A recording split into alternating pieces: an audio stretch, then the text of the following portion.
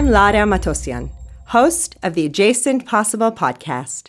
The Adjacent Possible is a kind of shadow future, hovering on the edges of the present state of things, a map of all the ways in which the present can reinvent itself. The Adjacent Possible captures both the limits and the creative potential of change and innovation. This podcast is all about probing what's possible, what's probable, and what's preferable in education. Join us as we explore how we can overhaul our current pedagogical systems, solve global grand challenges, and bring about civilization-level change. The focus is on the future of education, future skills, future schools, future pedagogy, and future tech.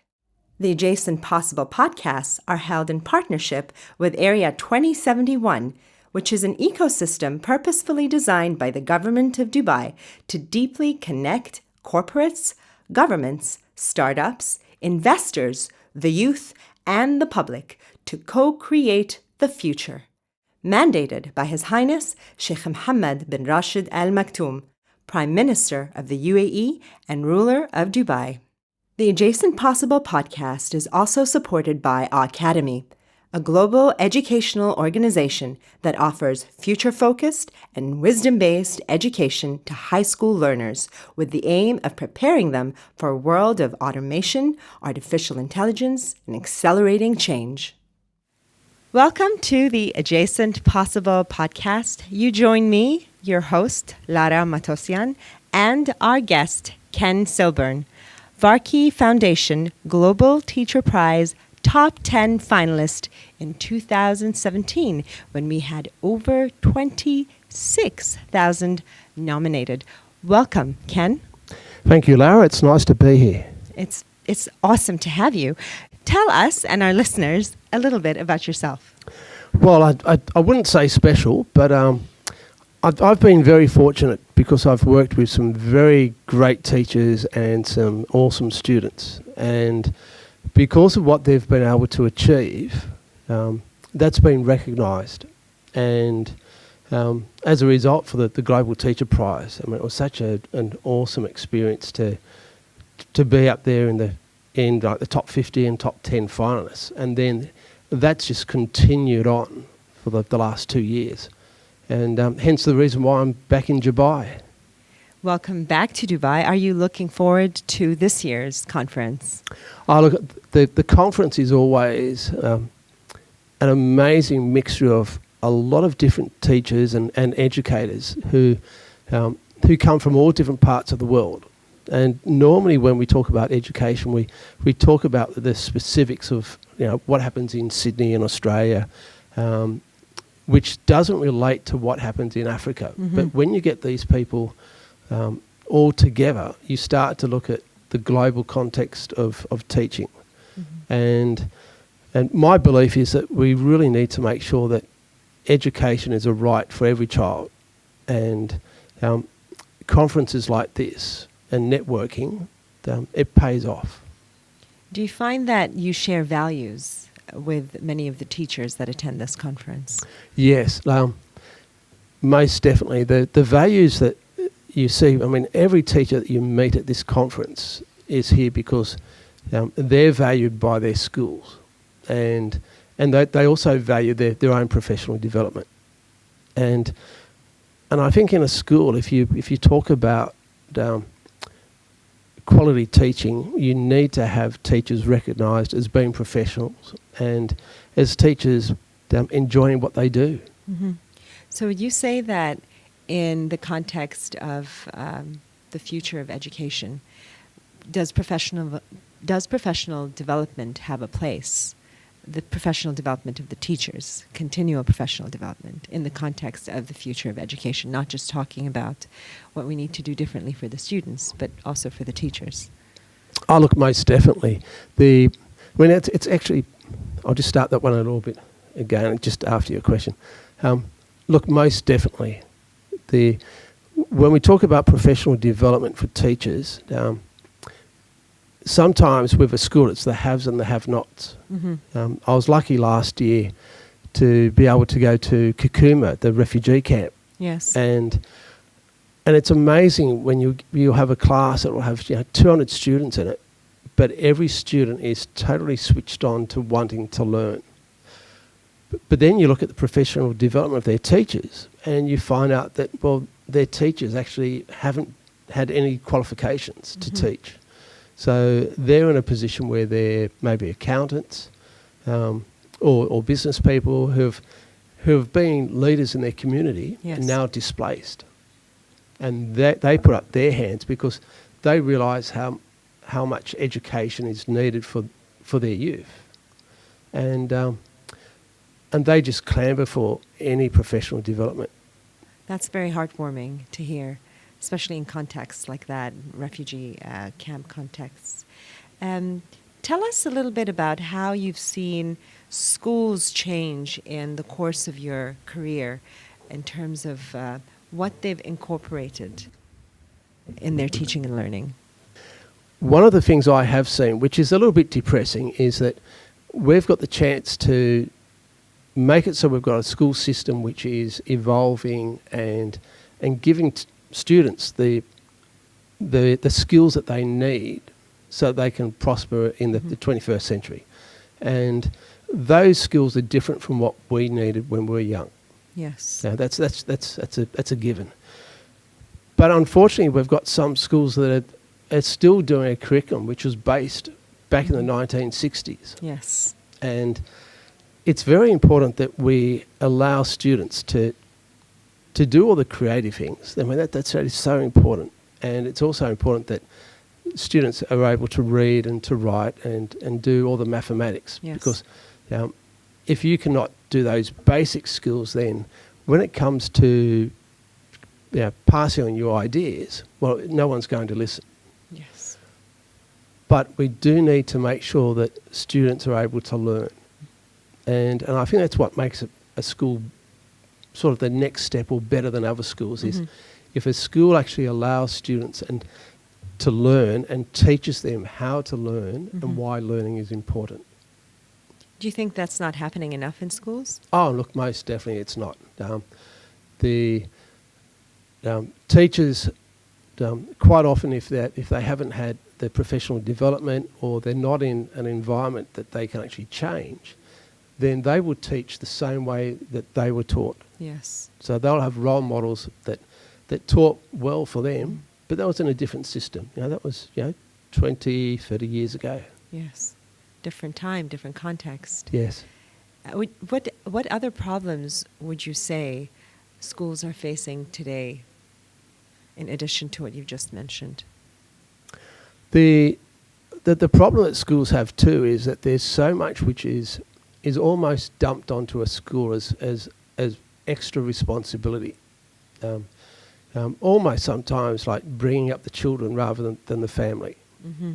So schools are taking on that responsibility. Okay, and you think that schools are not ready to handle that sort of responsibility, or should they not be handling it in the first place? I think schools are in a position that schools can do that, but they just haven't got the funds and the time to be able to do it. Mm-hmm. So, yes, schools could take on extra roles as far as welfare, but they do need to have that extra funding and the training to be able to do it. So what sort of changes would you like to see in schools? One of the points I was touching on was that we need to have schools able to teach students how to learn and why they should be learning, not just giving them this whole lot of knowledge. So that's got to change. I think sometimes we're overburdened by testing. Yes.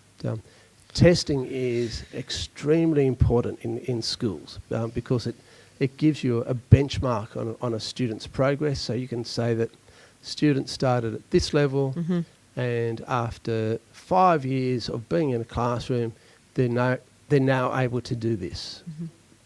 The nuts and bolts of it is that you can do things in a school, but you need to have people who are skilled at doing that. You need to have people that are passionate about it. Yes. And they've got to be able to be recognised to be able to do it.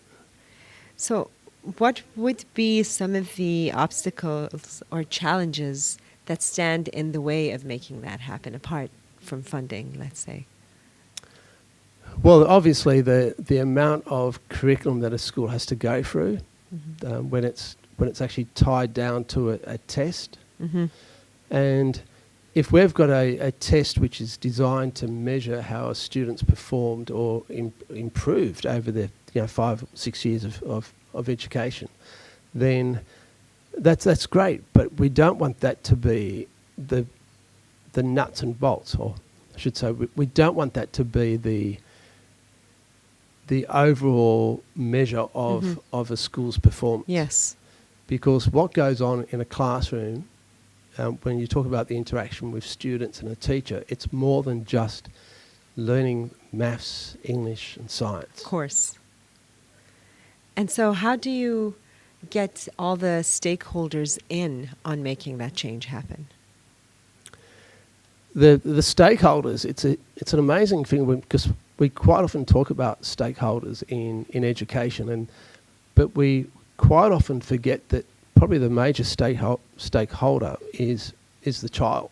Yes. And but then we believe that we've got politicians who we vote for that we vote for them because we believe they're knowledgeable to be able to make decisions. And then we've got principals, we've got school executive.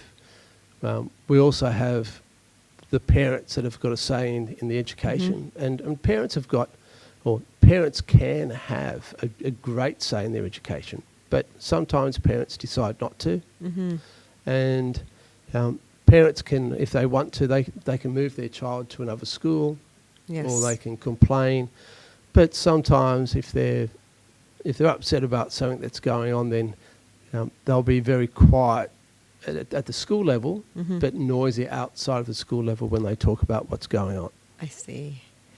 And you mentioned the students. How can we involve the students more to drive these changes? I think about the way we run classes and activities in a school. I'll get you to ask that again. Yes. Yep. How can we get the students to be in charge of driving this change? I think what we need to do is to reevaluate the way which we organise classes. Yes. In a high school, I was once told that the timing for the school system in New South Wales was based on 40 days and 40 nights. It was very biblical. So really? Wow, that's the first I've heard of this. I'm But fascinated. it was just that 40 days, 40 nights, because it was 40 weeks of the year that you actually were in class, and your classroom periods were 40 minutes each. And the idea was that you would have students would come in, sit down, you would give your 35 minutes of a class, and the bell would go, they'll go off next. What we need to do is to have it so that we've got students who are actually involved in long-term projects that they want to be involved in. Yes. And then they'll pick up the skills. And Yes. they have to have that knowledge that they can build on, which the teacher has to make sure that they've got that. But having a long-term project is very strong for learning for students. So create a relevant context outside of the four walls of the classroom, outside of just learning for learning. Yeah, it's got to be a case of students being able to see what they're doing is actually going to have an outcome. Mm-hmm. And so would you say that a school curriculum should focus more on that today as opposed to what it does? What does the school's curriculum focus on today? Well, that depends upon the school and depends very much on the system. But I think the major thing that schools are focusing on is the final exam that a student does, which is marked externally to the school. Yes. So you want your students to go well, you want your students to matriculate, to go off to university. Mm-hmm. Therefore, they need to have a very high score in those tests. Yes. Now, the problem is that every teacher went to university, so we believe that universities are very important, that that's what you should be striving for. But realistically, we don't want every child to go to university, and every child should not go to university. So we should be preparing students for all the other opportunities and all the change that they can go through so they can adapt. And if you're being guided by test scores, then that's not going to happen. I am so glad that a top 10 finalist is saying this loud and clear, because I completely agree with you. So how can we make curricula more adaptable to meet the changing demands of society and these students? Well, the first thing is to move away that emphasis on what is success for a student at school, but not just to actually look at that final mark. Mm-hmm. So look at the overall accomplishments of a student at school. Yes. Yes, I would agree completely. So talking a bit about the future, and I know you're quite a space-loving person yourself, and there's a lot of connection between space and future and learning. How do you think we can use education to create an exciting future for our students? I look in the back of my mind as to what it is that students will actually face in the future, once they leave school. And it could be a little bit depressing, because there's so many things that we as adults and our parents' parents have created for the world. Yes. We've got global warming, shortage of food, famine. We've got all these problems that will actually probably get worse before they get better. And the people who will solve those problems, well, it's not going to be me. It's not going to be people that I'm working with. It's going to be from our students. So share with us some of the programs that you've done with your students that have led you to the Varkey Global Teacher Prize Award. Well, there's probably two different avenues I could probably talk about. One was as a classroom teacher, just enjoying what I do in the classroom, and having students having success in what they do. Yes. And as I've said, focusing on learning. One of the things I used to do with my class, and I used to, but still do, is I have a poster just near the door of a high five, and the words are, "If you've learnt something this lesson, give me 5." And it's really good, because when students leave the classroom, if they've learnt something, and students are truthful, if they've learnt something, you can hear them hit this poster. And it's very good, because it gives me feedback that, yep, they've actually learnt something. I feel good. But it also means that for the last 50 minutes or an hour that they've been in the classroom, that they've actually realised, oh, I have learnt something. And that's very powerful. The other activity that I've been involved in, which has been just an amazing experience, is back in 2009, I was very fortunate to have a scholarship to go to space camp for educators. Yes. Over in Huntsville, and I actually thought at the time that this is going to be a bit geeky. It's just going to be pretend to be an astronaut, and but it was amazing, because when you're in that context and you're in a sort of the white suit and the helmet, and you're attached to cables and you start to float away, then everything feels very realistic. And then students, when I came back, I found that students were very much engaged about space, because students go to high school, they decide what they know of high school. With science, they think, oh, can I blow something up? Yes. Can I do stuff with dinosaurs? And can we do stuff with space? And well, dinosaurs are dead, so they're a bit boring. Oh, no. And then blowing up things, well, we do that a little bit, but not as much as we used to. But space is the final frontier that students can actually see themselves being involved in. So we started to organise a trip for students to go to the space camp as well. And that was great. Our first year we had about 400 students actually placed in expressions of interest. Mm-hmm. And it was very, very expensive. Yes, I so imagine. we took, I think it was 47 students that first year. The one thing that we were doing is because we wanted these students to know each other, so we started team building exercises on weekends. Yes. So the most obvious thing was that, okay, we'd organise, let's go to the museum. So we'd say, this Saturday, 10 o'clock, we'll all meet at the museum. Parents would rock up with their kids, drop their kids off, and some parents would hang around and do the same activities. But then we thought, we're doing it for this handful of kids. Mm-hmm. But we've had all these other kids that have said, hey, we're interested in science. Yes. So we thought, it's not going to cost us anything more. Mm-hmm. So let's just organise it for all the kids. So we started a program called iSTEM, so STEM for science, technology, engineering and maths. And we stuck the I in front of it because we thought anything that's relevant for students has to have an I in front of it, like iPads and Did and it iPods. work? Well, it did in a way because it actually gave us a name for our group. And it did work because we've had so many times we've had activities that we'll just organise to go to I stumbled there. We'll organise to go to a museum or to ANSTO, the nuclear facility in Australia.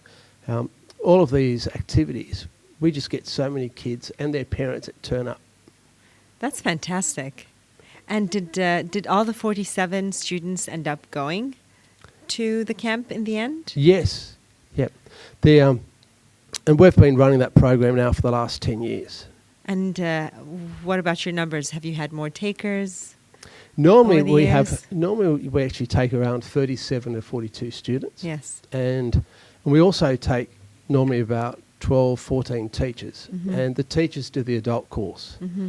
And lucky teachers. Oh, it is. I mean, it's actually amazing because they pay for that experience as well. Yes. Because they get that professional development. Yes. But for them, the chance to do that and to mix with other teachers. Yes. And some really great students as well. And so how has the impact been on this program over several years on the whole school?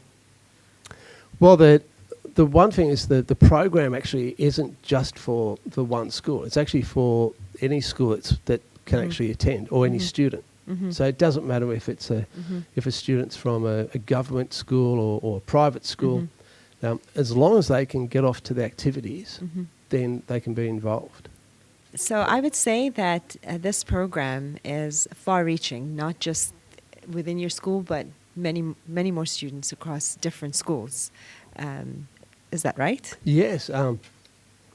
The great thing about the program is that it actually gets students that are keen on science from one school to talk to kids that are keen on science from another school. Because on a weekend, because on a Monday morning, you can actually rock up to school and you can talk about the football or you can talk about parties. Well, if you're interested in science and there's something that's just happened that's amazing about science, there's not that many people to talk to. Yes. But if you've got a network of friends that you're meeting, then you've got common interests that you can talk to. Yes. And in a way, our context is science, but it really doesn't matter. If it had been knitting or it could have been soccer, by getting a group of students that are keen on one topic together, then they don't feel isolated. And we've had so many times when when I've seen girls from the same family that will turn up with their father, for activities, and you get to see that this is parents that are seeing that their kids involved in science and they want to be involved, so they turn up whenever they can. And your question about the effect, we're actually.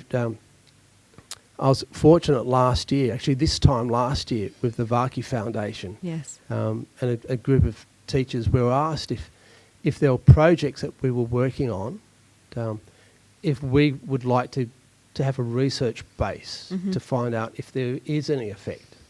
So that was actually partnered up with the Education Development Trust in the UK. Yes. And we sent out evaluations and surveys to students who had participated in the program for the last 10 years. And the amount that we got back was great. But the fact that students were actually, when we analysed their attitudes to science, it just showed how positive the whole experience was. Music to my ears.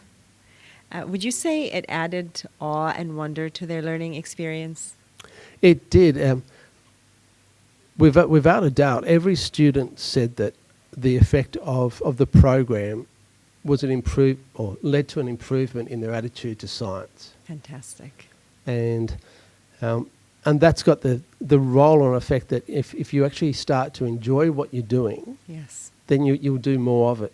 And so we've had a lot of students that have gone on to university and actually been going quite well.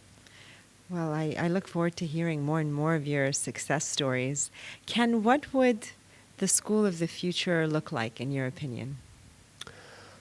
I don't actually think that the school would look like anything. I don't think that the look of the school would make any difference. It's the idea of a school being a building with walls and a classroom. It's getting very, very. I was going to say the word I was looking was fudged. I'm